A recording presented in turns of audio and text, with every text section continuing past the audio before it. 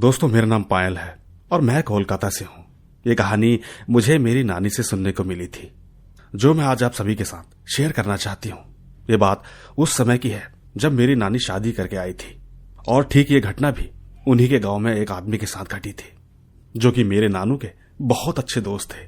बात दरअसल ये है कि वो बहुत ज्यादा ड्रिंक करते थे और उस दिन उनके हाथ में मछली भी थी, और वो जहां से गुजर रहे थे सुना था कि वो जगह भी कुछ ठीक ठाक नहीं है, और तो और वहां पर एक बहुत पुराना कब्रिस्तान भी हुआ करता था। तो ठीक अब लौटते वक्त रास्ते पर एक छोटा सा टैंक का पत्थर था, उसे बंगाली में चौबचा कहते हैं, और तो और उसमें ज्यादा पानी भी स्टोर नहीं होता है। उस टैंक को क्रॉस करते वक्त उनको उसमें से कुछ आवाजें सुनाई दी। अब ठीक जब वो उसके पास गए तब उन्होंने देखा कि एक बड़ी सी मछली पानी में तैर रही थी। उस वक्त वो इतने नशे में थे कि मछली को देखकर उन्हें लालच आ गया। अंकल उस मछली को पकड़ने के लिए सीधा टैंक में उतर गए और उन्होंने उस मछली को पकड़ने की बहुत कोशिश की, पर वो जितनी बार उस मछली को अपने हाथ में उठाते उतनी बार वो मछली एक मरी हुई मछली के ऊपर कन्वर्ट होती रहती। जब ऐसा बार बार होने लगा तो वो लगातार इन चीजों में ज्यादा खो गए। उस वक्त यूं मानो उनको टाइम का कोई होश भी नहीं था। नशा इतना था कि एक तरह से मानो उनकी पूरी रात निकल गई। अब ठीक सुबह 4 बजे के करीब उस रास्ते से एक मौलवी जी जा रहे थे, जो कि ठीक उन अंकल को पहचानते थे। उन्होंने उसे देखकर सोचा कि ये यहाँ पर क्या कर रहा है। वो धीरे से उसके पास गए और जाकर उनसे पूछे कि भाई तुम यहाँ क्या कर रहे हो। वो अंकल एकदम से बोलने लगे कि देखो मैं यहाँ पर मछली पकड़ रहा हूँ, और ठीक जब मैं इसको उठाता हूँ तो ना जाने क्यों ये बार बार एक मरी हुई बच्ची बन जाती है। दोस्तों, मौलवी जी को पूरा मामला समझ में आ गया था। उन्होंने कहा ठीक है, मछली मैं तुमको लाकर देता हूँ, तुम अभी इस वक्त घर चलो। लेकिन वो अंकल मान ही नहीं रहे थे। बहुत कोशिशों के बाद वहां पर कुछ आदमी और इकट्ठा हुए और किसी तरह उन्हें घर ले जाया गया। और तो और वो घर जाने के बाद भी इसी बात की रट लगा रहे थे कि मुझे उस मछली को पकड़ने जाना है। लेकिन दोस्तों, कहानी यहीं पर चेंज हो गई। घर वालों ने बहुत कोशिश की, उन्हें मौलवी, तांत्रिक सबको दिखाया, पर उनकी हालत में कोई सुधार नहीं आ रहा था। यूं मानो धीरे धीरे करके उनकी हालत ऐसी खराब हो गई कि उनको बांध के रखना पड़ रहा था, नहीं तो वो इधर उधर भाग जाते थे और एक ही बात दोहराते कि मुझे मछली पकड़ने जाना है। अब ऐसा करते करते कुछ महीने बीत गए, लेकिन उन अंकल को कोई भी इंसान ठीक नहीं कर पाया। आखिर में उनकी उसी टैंक में मौत हो गई। और मैंने आपको पहले ही बताया था कि टैंक में इतना पानी नहीं था जिसमें कोई आदमी डूब के मर सके, लेकिन सच्चाई यही थी कि उनकी मौत डूबने से ही हुई थी। दोस्तों, बस इतनी सी है मेरी ये कहानी। अब ठीक महेश भाई अगर इस कहानी को आप तक पहुंचाएंगे तो मैं उनकी शुक्रगुजार रहूंगी। और ठीक मेरे पास मेरी पर्सनल एक्सपीरियंस की भी कुछ घटनाएं हैं जो मैं आप सभी को शेयर करना चाहूंगी। अभी के लिए धन्यवाद। तो दोस्तों, सुनिए आपने, ये थी पायल जी की कहानी, और ये कहानी आज की नहीं बहुत साल पुरानी है। और आपको बात बता दूं कि मैंने अब तक अपने चैनल पर इस तरह की कोई कहानी डाली ही नहीं। ये मेरे और आपके लिए एक अलग ही कहानी है। आपको ये कहानी कैसी लगी नीचे कमेंट्स में जरूर बताइएगा, क्योंकि मैं ले चलता हूं आपको हमारी आज की दूसरी कहानी की तरफ। आइए सुनते हैं। दोस्तों, मेरे पास 3 कहानी है, और ये बात मेरे पिताजी और उनके दोस्त की है। मैं राजस्थान करौली सतपोरता से हूं और मेरा नाम हिमांशु गुप्ता है। पिताजी और उनके दोस्त एक मेले में गए थे, जो हमारे गांव से लगभग 50 किलोमीटर की दूरी पर था। उस जगह का नाम गंगापुर सिटी है। मेले से वापस आते समय रात के तकरीबन 2 बज चुके थे। रास्ते में वो लगभग हमारे घर से 3 किलोमीटर तक पहुंच चुके थे कि तभी उनको 7 से 8 फीट लंबा कुछ परछाई जैसा दिखाई दिया। लेकिन उसे देखकर वो डरे नहीं, पर पिताजी के पीछे बैठा दोस्त वो भयंकर तरीके से डर गया। लेकिन ये क्या, तभी वो चीज अचानक कुछ जानवर के रूप में बदल गई, और तो और वो गुर्राने भी लगी। पर पिताजी ने जोर से मोटरसाइकिल की रेस खींची, जिस आवाज के बाद वो डर के मारे हवा में कहीं गायब हो गई। इसके बाद वो दोनों घर आ गए। और अब मेरी दूसरी कहानी मेरी माँ की छोटी चाची के साथ हुई थी, वो भी गांव में। ये बात दोपहर की है। माँ और चाची खाट पर सो रही थी। दोपहर में सोते वक्त उन्हें अजीब सा महसूस हुआ। ऐसा लगा मानो जैसे कोई उनकी छाती पर बैठकर उनका गला दबाने की कोशिश कर रहा था। वो उस वक्त चाची इतनी गहरी नींद में थी कि उन्हें नींद में सुनाई दिया कि मैं तुझे पत्थर से मार दूंगी। चाची जैसे ही थोड़ा होश में आई तो उससे कहने लगी कि मैं तेरे ऊपर गर्म पानी डाल दूंगी। और एक जोर की आवाज के साथ चाची ने हट करके बहुत तेजी से बोला जिसके बाद वो डर के भागकर हवा में कहीं गायब हो गई। अब ठीक इसी तरह मेरी तीसरी कहानी इस प्रकार है, जो कि मेरे पिताजी के मामा की लड़की की सांस ठीक उन्हीं के साथ हुई थी। आप सभी को याद होगा उस टाइम पर चुटिया काटने वाली चुड़ैल का कहर था, और ठीक ये बात भी चुटिया काटने वाली चुड़ैल की है। आपको बता दूं कि मामा की लड़की की सास परिवार से हलवाई है। अब ठीक उस दिन कुछ मिठाई बनाने के लिए मैदा खत्म हो गया था और वो मैदा लेने ऊपर के कमरे में गई थी। उन्होंने वहां पर जाकर देखा कि वहां एक औरत सिगरेट पी रही थी और साथ में ही कुछ खा भी रही थी। अब ठीक उस औरत ने जैसे ही सास को देखा तो कहा कि आजा, आज तेरी बारी है चुटिया काटने की। उस वक्त सास के साथ 3-4 साल का एक छोटा सा बच्चा भी था, जो कि उस औरत को देखकर तुरंत नीचे की तरफ भाग गया। अब ठीक सास ने भी घबराकर भागने की कोशिश की, लेकिन भाग नहीं सकी। ऐसा लगा मानो जैसे उनके किसी ने पैर पकड़ लिए हो। अब ठीक उस औरत ने सास को बैठाकर उनकी चुटिया काटने लगी, लेकिन उस छोटे बच्चे ने अपनी मां से कहा कि मां, अम्मा को किसी ने पकड़ लिया है। इसके बाद तभी वो डंडा लेकर ऊपर छत वाले कमरे तक आवाज करती हुई गई। उनकी चिल्लाने की आवाज सुनकर वो औरत डरकर पहले कमरे से बाहर निकली और छत से कूदकर पता नहीं कहां हवा में गायब हो गई। दोस्तों, ये है मेरी 3 कहानियां। अब आपको मेरी कौन सी कहानी सच्ची लगी नीचे कमेंट जरूर कीजिएगा। बाकी मैं सर का अपनी कहानी डालने के लिए दिल से धन्यवाद करता हूं। बस यही थी मेरी 3 कहानियां। तो दोस्तों, ये थी हिमांशु गुप्ता जी की 3 कहानियां, या ऐसे किसी प्रकार के किस्से भी कह सकते हो। फिलहाल इनकी कहानी में आपको कितनी सच्चाई लगी नीचे कमेंट्स करे बिना बिल्कुल मत जाना, क्योंकि मैं ले चलता हूं आपको अगली कहानी की ओर। आइए सुनते हैं। सर, मुझे आपको एक कहानी बतानी है जो हाल ही में मेरे साथ हुई। मैं अपनी दादी की डेथ पर अपने गांव गया था। मेरा गांव बिहार में आता है। मैं आपको अपना नाम तो नहीं बताना चाहूंगा, पर आप मुझे अर्ज के नाम से कह सकते हैं। ये मेरा शॉर्ट नेम है। अब ठीक जब हम वहां पर गए और सारा क्रियाक्रम हो गया, तो वहां से जाने के लिए अब बस हमारे पास 4 दिन बचे थे। ठीक 4 दिन के बाद हमारी टिकट थी। उस वक्त मुझे थोड़ा बुखार हुआ था। अब बच्चे मेरे भाई बहन, जो कि 2 भाई और 2 बहन, जो कि सारे मेरे कजन हैं, वो ठीक गांव में थोड़ा आसपास घूमने गए थे। वो लोग ठीक एक घर पर पहुंचे, जो कि हमारे घर से कहा जाए तो सिर्फ 500 मीटर की दूरी पर होगा। अब ठीक वहां पहुंचने पर उन्होंने एक टूटा फूटा सा घर देखा, जिसमें रहने को तो रहा जा सकता था, पर उसकी ईंटें थोड़ी इधर उधर हो चुकी थी।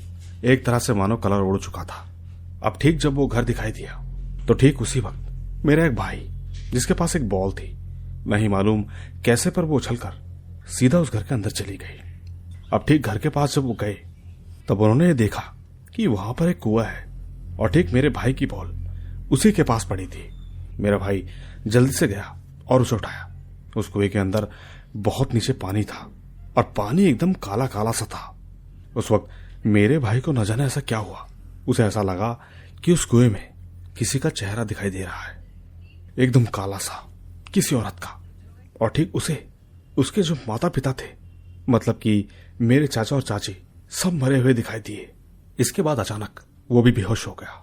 उस वक्त मैं तो घर पर था, क्योंकि मुझे बुखार था, और तो और बाकी के 3 कजन भी वहां पर बेहोश पड़े थे और उनकी बॉल उन्हीं के आसपास पड़ी थी। अब ठीक जब काफी समय तक वो घर नहीं आए, तो मेरे कजन ब्रदर उन सबको वहां से लेकर आए। घर आकर एकदम मानो हल्ला सा मच गया। भाइयों ने कहा कि ये तो वहां पर बेहोश हो गया था, लेकिन इसके 1-2 घंटे बाद उसने हमें बताया कि वहां उसने ऐसा ऐसा देखा था। पर एक बात थी, उसने जो कुछ भी देखा, ये बात उसने घर में किसी को नहीं बताई। सच कहूं तो तब से उसका व्यवहार थोड़ा अलग रहने लग गया है। अब जब भी उससे फोन पर बात होती है, तो कहता है कि उसको अभी भी सोते समय ऐसा लगता है कि जैसे उसके बाजू में कोई सोया हुआ है। उसका व्यवहार अब थोड़ा सा गुस्सैल हो गया है। उस दिन के बाद उस घर के आसपास तो कोई नहीं गया, पर जिस दिन निकलने वाले थे, तो उसके 1 दिन पहले हम छत पर थे। आपको बता दूं कि छत से वो घर साफ दिखाई देता है। मैं सिर्फ इतना कहना चाहूंगा कि सही में वहां कोई इंसान था, या फिर हमें ऐसा लगा कि वहां पर 4-5 लोग खड़े थे। पर खैर, इसके अगले दिन खबर आई कि कुएं के अंदर वहां पर लोग रहते हैं, और वहां जो आंटी है, वो वहां की सबसे बड़ी बदनाम आंटी है। मतलब वो कुछ काला जादू करती थी, या फिर शायद उनकी काली जुबान थी। वो अक्सर सब पर नजर लगाती थी, और ठीक उन्हीं की बॉडी कुएं में थी, और वही शायद मेरे भाई को भी दिखाई दी थी। पर दोस्तों, इसके ठीक अगले दिन मेरे साथ इससे भी बहुत ज्यादा खतरनाक किस्सा हुआ, जो कि मैं अभी बता नहीं सकता क्योंकि मैं अभी घर पर अकेला हूं और मुझे थोड़ा सा डर भी लग रहा है। और ये किस्सा ठीक मेरे साथ ही हुआ है। कभी समय मिला तो जरूर बताऊंगा। तो दोस्तों, ये थी अर्ज की कहानी। हालांकि इनका असली नाम मुझे पता है, लेकिन इन्होंने बताने से मना किया है। खैर, सबकी अपनी अपनी मर्जी होती है, यहाँ कोई किसी से जबरदस्ती नहीं कर सकता। पर आपको इनकी कहानी कैसी लगी नीचे कमेंट्स में जरूर बताइएगा, क्योंकि मुझे आपके कमेंट्स का हमेशा इंतजार रहता है। बाकी मैं ले चलता हूं आपको अगले किस्से की ओर। आइए सुनते हैं। दोस्तों, मेरा नाम सुमित है और ये कहानी मेरे एक दोस्त भोला की है। भोला एक सीधा साधा ट्रक ड्राइवर था और मेरे साथ उसकी दोस्ती थी। हालांकि वो मुझसे बड़ा था, लेकिन खुद को हमेशा मेरा दोस्त कहता। भोला से मैं मिला था कोविड के समय पर और वो अक्सर राशन और दवाइयां लाने ले जाने का काम करता था। एक रोज मैं भी उसके साथ चला। उस दिन शायद हमें आगरा जाना था। उस समय मैं अपने गांव में रहता था। उस दिन शाम का खाना खाने के बाद मैं भोला के ट्रक में बैठ गया तो भोला ने मुझसे कहा कि वो अपना जुगाड़ ला रहा है रात के लिए। उस वक्त मैं वहीं पर बैठा था और थोड़ी देर में भोला आया और ट्रक चालू किया। हम अपने होम टाउन से निकले ही थे कि अचानक उसने कहा कि चल चाय पीते हैं, फिर एक लंबी गेड़ी मारेंगे। हम दोनों ने मिलकर चाय पी और मैं उससे बातें करने लगा, वो भी ट्रक चलाते हुए।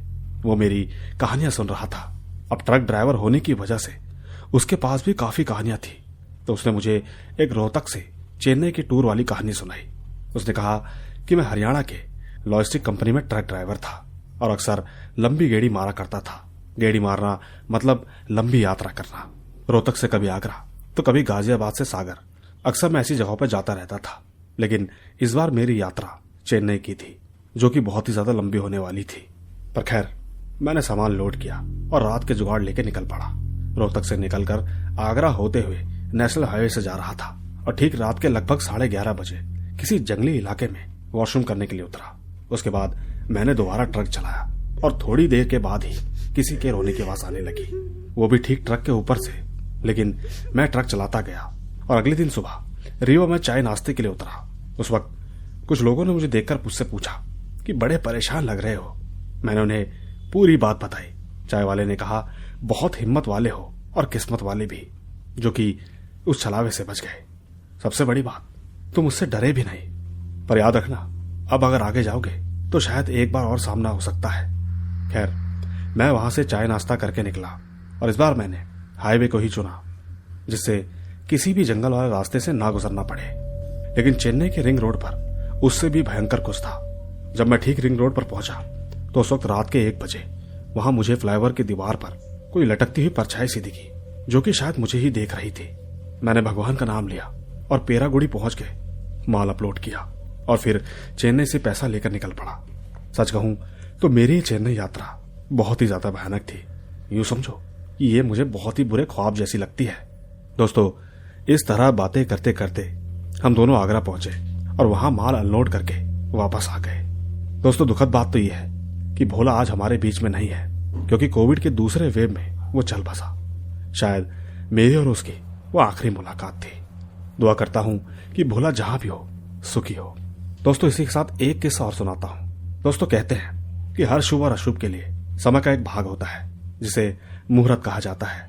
ये लगभग 48 मिनट से 1.5 घंटे तक हो सकता है। इस मुहूर्त के चक्कर में जो हुआ वो बहुत ही भयानक था। मेरा एक दोस्त मिंटू, जो कभी रिक्शा चलाता था, वो अब कैब चलाने लगा था। उसके साथ जो हुआ वो सोच पाना भी मुश्किल है। पहले वो रिक्शा चलाकर घर संभालता था और शायद खुश भी था, लेकिन ना जाने कहां से उसने किसी की बात सुनी और ऐसे ही किसी भ्रम में फंस गया। एक दिन उसके रिक्शे में बैठा एक लड़का उसे फोन से टोट के सुना रहा था, जिससे कि आमदनी ज्यादा हो सके। रिक्शा चलाते चलाते वो उसके नुकसान सुन ही नहीं पाया। उसने जो कुछ भी सुना था वो कुछ इस तरह था: पूर्णमासी की रात, लाल कपड़े में लौंग और तेज पत्ता काले धागे से बांधकर उसमें एक सुई चुभोनी है और उसे एक चौराहे पर फेंक देना है। लेकिन मिंटू को यह नहीं पता था कि उसका ये टोटका किसी और टोटके से लग जाएगा। हुआ ये कि मिंटू का टोटका वहां किसी नींबू पे जा लगा, जो कि पहले से ही किसी और का टोटका था। वो मुहूर्त भी बहुत अजीब था, शायद इसीलिए उसके नसीब में कुछ और ही था। थोड़े दिन बाद वो बीमार सा रहने लगा, लेकिन थोड़े समय बाद उसको अचानक से लॉटरी लग गई और उसे कार मिल गई। जिसमें वो कैब ड्राइवर का काम करता है। वो कहता है कि शायद उसने किसी गलत मुहूर्त में टोटका किया और शायद किसी अच्छे मुहूर्त में लॉटरी लगी, लेकिन अब भी दोस्तों वो किसी न किसी जानवर की बलि देकर खुद को निरोग रखता है। न जाने उसने ऐसा क्या किया कि अचानक से उसे इतना फायदा हुआ। बस मैं आपसे इतना ही कहूंगा कि कभी भी अपने फायदे के चक्कर में इन चीजों की तरफ ना भागे। ये चीजें बहुत ही दुखदायी और भयावह भी हो सकती हैं। दोस्तों ये थी सुमित जी की 2 कहानियां। आपको ये कहानियां कैसी लगी नीचे कमेंट्स में जरूर बताइएगा, क्योंकि मैं ले चलता हूं आपको एक छोटे से किस्से की ओर। आइए सुनते हैं। दोस्तों मैं नितिन असवाल फ्रॉम महाराष्ट्र, चंद्रपुर। आज से 2 महीने पहले एक आदमी मर गया, यानी उसकी बीवी ने उसको धोखा दिया। उसने जहर खा के अपनी जान दी थी। 1 हफ्ते पहले अक्षय तृतीया था। उस टाइम रात को वो आदमी उस औरत को दिखाई दिया। जब वो रात को ऊपर घूमने गई, उस वक्त वो औरत अपने प्रेमी से बातें कर रही थी। बस उस आदमी ने अपनी पत्नी को इतना ही कहा कि तुम्हारा टाइम आ गया है। बस फिर क्या था, उसकी बीवी बीमार रहती है और परसों की बात है जब वो औरत को थोड़ा ठीक लगा तो वो अपने प्रेमी के साथ बाहर गई। रास्ते में वापस आते समय उसके प्रेमी की गाड़ी पंचर हो गई। वो ठीक पंचर बनाने के लिए उसको अकेला छोड़कर आगे आया। अब ठीक उसी वक्त थोड़ी देर के बाद उस औरत का पति सामने आया और कहने लगा कि आज तुम दोनों नहीं बचोगे। उस औरत को न जाने उस वक्त क्या हुआ कि वो वहां से भाग गई, लेकिन उसने बोला भाग जा जहां तक भाग सकती है। अब ठीक जब वो दोनों डर के मारे घर आए तो उनकी तबीयत बिगड़ी और वो प्रेमी 3/3/2026 को चल बसा। सच कहूं तो वो औरत आज भी पागलों की तरह घूमती फिरती है। उसके माँ बाप ने उसको घर में कैद रखा है। पता नहीं उसको बहुत बुरी बद्दुआ लगी है, शायद अपने मरे हुए पति की, क्योंकि वो आज भी बोलती है कि उसका पति दरवाजे पे खड़ा उसको डरावनी तरीके से देखता रहता है। दोस्तों इतना सब होने के बाद उस औरत की माँ का भी देहांत हो गया और भाई का भी एक्सीडेंट में पैर टूट गया। फिर कहीं जाकर उसके पिताजी ने एक बाबा को बुलाकर घर की पूरी अच्छे से पूजा करवाई, एक तरह का शुद्धिकरण। तब से माहौल थोड़ा ठीक है, लेकिन आज भी उसका पति दरवाजे पे दस्तक देता रहता है, क्योंकि उसने अपने पति के साथ गलत किया। शायद यही कारण है कि उसके साथ आज ये सब हो रहा है। धन्यवाद। दोस्तों ये थी नितिन असवाल जी की कहानी। आपको उनकी कहानी कैसी लगी नीचे कमेंट्स में जरूर बताइएगा। हालांकि इनकी कहानी पर मैं एक टिप्पणी करना चाहता हूं। मैं आपको ये बता दूं कि इनकी कहानी सच हो या झूठ, इसके अलावा इनकी कहानी में एक बहुत अच्छा मैसेज है, और वो ये है कि किसी के भी साथ इतना गलत नहीं करना चाहिए कि कोई इंसान अपनी जान ही ले ले। हालांकि ये कहानी इतना तो बताती है कि इस तरीके से बहुत सारे केस इस दुनिया में होते रहते हैं, मगर किसी के दिल को दुखाना अच्छी बात नहीं। आप तरीके से तलाक भी ले सकते हैं। बाकी आप क्या कहेंगे नीचे कमेंट जरूर कीजिएगा। फिलहाल आज के लिए कहानी में इतना ही है। बाकी मैं जल्द ही मिलूंगा आपसे इसी तरह की रोमांच भरी रहस्यमयी कहानियों के साथ। बस तब तक आप अपना और अपने परिवार का ख्याल रखें। चलता हूं, बाय बाय।